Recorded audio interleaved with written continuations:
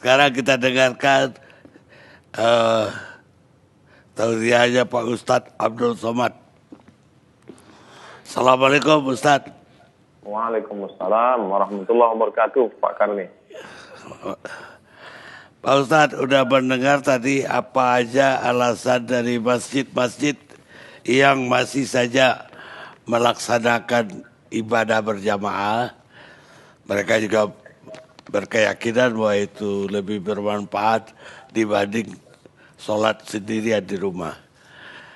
Mungkin perlu penjelasan lebih jauh dari Pak Ustadz Abdul Somad. Bismillahirrahmanirrahim. Assalamualaikum warahmatullahi wabarakatuh. Alhamdulillah wassalatu wassalamu ala rasulillah wa ala alihi wa sahbihi wa man tabi'ahu wa mawalah. Pak Karni beserta seluruh alim ulama, masyarakat, tak dapat saya sebut satu persatu. Saya menjelaskan secara fikihnya dulu. Dalam sebuah hadis dikatakan, idza sami'tum bihi fi baladin, kalau kamu mendengar ada suatu wabah di suatu negeri, fala taqdimu ilaihim, janganlah kamu datang ke negeri itu. Dan kalau wabah itu terjadi, kamu berada di dalam negeri itu, fala takhruju firaram minhu, jangan pula kamu keluar dari negeri itu melarikan diri. Inilah yang disebut sekarang dengan social distancing atau lockdown atau PSBB. Jadi perlu kita pahami bahwa zaman dulu itu, seperti kota Al-Madinah Al-Munawwarah zaman dulu, itu ada tembok di sekelilingnya. Lalu kemudian ada pintu gerbangnya. Jadi kalau terjadi suatu wabah di dalam negeri itu, orang yang berada di dalam tembok itu tidak boleh keluar, dan orang yang berada di luar tidak boleh datang ke dalam.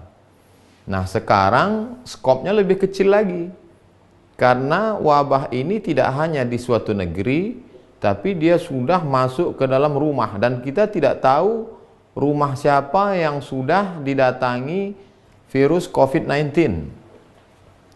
Hampir semua. Jadi saya tidak tahu bahwa rumah tetangga saya ada, bahwa rumah orang yang kaya, pejabat juga bisa kena. Dengan kita dengar berita banyak, maka tidak ada solusi lain kecuali kita tetap di rumah kita masing-masing, karena rumah kita saja yang steril. Jadi kalau dulu suatu negeri, sekarang skopnya lebih kecil, hanya di rumah saja. Lalu kemudian hadis lain disebutkan, firra minal majzum, larilah engkau dari orang yang terkena penyakit menular, firaraka minal asad, seperti engkau lari dari singa. Jadi sebetulnya secara fikih simple saja, aturan yang sudah diajarkan oleh Nabi Muhammad SAW 14 abad lalu itu simple, sederhana. Dan itu dilaksanakan. Di Maroko, saya masih kontak ke adik kelas saya di sana, saya tanya, ada kalian sholat berjamaah Jumat? Jumat tidak ada. Sholat fardu tidak ada, tutup semua. Di Mesir juga begitu. Oleh sebab itu, masjid tempat saya ketua masjid, maka saya sampaikan kepada jamaah, masjid tutup, kita sholat di rumah. Saya buatkan video tutorial dari mulai tarawih di rumah, witir di rumah, tadarus di rumah, sholat zuhur pengganti Jumat, bahkan sampai di video tutorial itu sampai ke sholat Idul Fitri di rumah, lengkap dengan dalil-dalil fikihnya. Tapi kan yang jadi masalah, tidak semua ketua masjid didengar oleh jamaahnya. Di beberapa tempat justru ketua masjid itu dikudeta oleh jamaahnya. Jadi dia dipecat jadi ketua masjid. Karena memang masjid itu dibangun oleh jamaah, ustadz-ustadznya diundang oleh jamaah, keuangannya murni jamaah. Maka ketika ada larangan, mereka bisa berkata, ini masjid kami yang bangun semuanya. Maka jadi sebenarnya masalahnya tidak sesimpel sederhana fikih. Tapi di sana ada masalah sosial, di sana ada masalah ekonomi. Jadi ketua masjid hanya bisa melakukan apa yang dia mampu saja. Bahwa di masjid itu saya membagi jamaah masjid itu 3 level. Yang pertama, yang hebat-hebat seperti harimau, dia makan orang satu, itu setahun dia tidak perlu cari makan lagi, kenyang setahun. Ini jamaah yang paling hebat. Yang nomor 2, ular sawah. Dia kalau makan kambing 1 kali, sebulan dia tidak perlu cari makan. Ini pun juga selamat.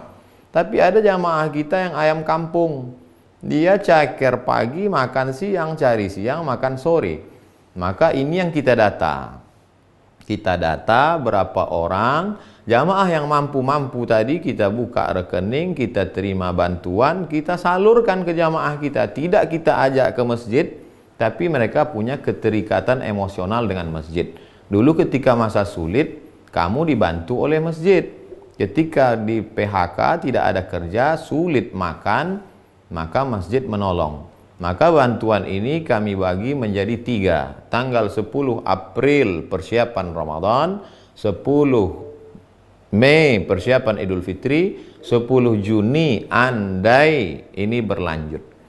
Nah, jadi tidak hanya sebatas fikih, tapi di sana ada masalah sosial. Nah, di sanalah ada wibawa negara, wibawa kekuasaan. Oleh sebab itu, insya Allah jamaah akan mendengar kalau mereka perutnya kenyang, kalau mereka ada bantuan dan lain sebagainya. Jadi kalau berkutat masalah fikih ini kita tak akan selesai, karena dia akan pakai pendapat ini, pendapat ini, pendapat ini, banyak sekali. Tapi yang saya terapkan di masjid di tempat saya, kita tutup sampai nanti insya Allah ini damai, selesai, barulah kita buka lagi sholat. Tentang masalah sholat tarawih, orang bisa sholat tarawih di rumah, karena Nabi SAW pun sholat tarawih malam pertama, malam kedua, malam ketiga, Nabi tidak keluar lagi. Khasyitu an tufrada alaikum, aku khawatir nanti diwajibkan kepada kamu. Maka Nabi sholat sendiri. Lalu kemudian bagi yang ingin sholat tarawih di rumahnya, maka dia berjamaah. Begitu juga dengan witir, begitu juga dengan tadarus Al-Quran. Adapun tentang masalah sholat Jumat, man tarakal jumu'ata salasa marratin, siapa yang meninggalkan sholat Jumat 3 kali tahawunan, karena menyepelekan Jumat, karena meremeh-temehkan Jumat. Adapun pada saat takut, pada saat khawatir, maka dalam Islam diajarkan la tulqu bi aidikum ila tahlukah, jangan kau jerumuskan dirimu ke dalam kebinasaan. Hanya saja memang wabah zaman dulu berbeda dengan wabah zaman sekarang. Wabah pada zaman dulu hanya terjadi di Mesir saja.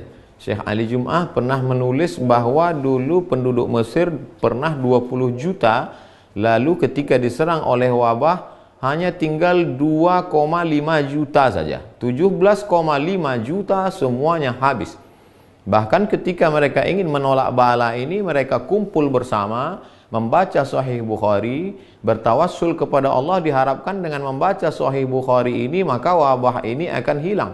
Justru dengan berkumpul ramai itu wabah makin menyebar. Maka dikomentari oleh Al-Hafiz Ibnu Hajar Al-Asqalani, perkumpulan mereka membaca Sahih Bukhari untuk mengusir wabah itu tidak sesuai dengan sunnah Rasulullah SAW. Karena sunnah ketika terjadinya wabah adalah menjauhkan diri dari wabah, seperti menjauhkan diri dari singa, menjauhkan diri dari wabah, menetap di suatu tempat yang tidak ada wabah, menetap di suatu tempat. Kalau zaman dulu modelnya satu kampung satu tempat, tapi untuk saat ini karena semua di dunia ini terkena dan kita tidak tahu tempat mana saja yang kena, mana yang tidak, kecuali andai nanti ada suatu alat detektor canggih, cukup pakai layar saja, sehingga ketika layar itu dipakai, dipasang di depan pintu, langsung ketahuan ini ada virusnya, ini tidak. Yang tak ada virus masuk masjid, yang ada virus masuk rumah sakit, yang tak ada virus masuk masjid. Itu baru bisa. Tapi untuk hari ini kita tidak tahu siapa yang ada virus, siapa yang tidak. Oleh sebab itu ini masalahnya tidak sesimpel fikih tapi kompleks. Ada juga kemarahan masyarakat, mengapa masjid tidak boleh tapi kenapa mal dibuka? Mengapa masjid tidak boleh, tapi kenapa mereka dapat berita airport tetap masuk? Jadi kemarahan masyarakat itu lalu dibalaskan mereka, akhirnya mereka ke masjid. Sebenarnya saya melihat masalah ini terkait dengan banyak hal, Pak Karni. Demikian yang dapat saya sampaikan. Wallahu a'lam bishawab. Baik Ustadz, mudah-mudahan walaupun tausiah pendek, tapi mudah-mudahan bermanfaat untuk masyarakat banyak. Amin ya rabbal alamin. Baik yang sekarang masih melaksanakan sholat berjamaah, baik Jumat, taraweh, ataupun nanti sholat id, maupun yang sudah tidak melaksanakan Mudah-mudahan dapat manfaat dari tausiah. Terima kasih Jazakumullah. Makasih Pak. Pak Ustadz sudah bergabung bersama kami.